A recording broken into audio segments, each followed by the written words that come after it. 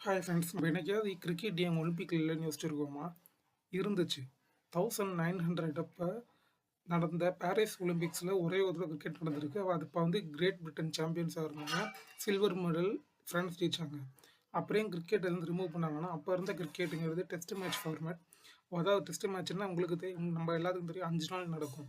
இப்படி ஒவ்வொரு டீமும் 5 நாள் விளையாண்டா ஒலிம்பிக்ஸ் முடியறதுக்கே ரொம்ப டைம் எடுக்கும்.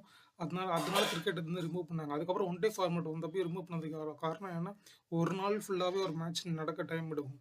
ஸோ அப்பயும் கிரிக்கெட் சேர்த்துக்கல.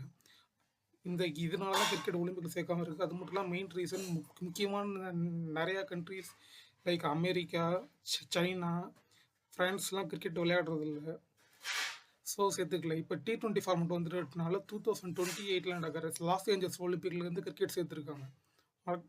மறக்காமல் நம்ம சேனல் சப்ஸ்கிரைப் பண்ணுங்கள் ஃப்ரெண்ட்ஸ்.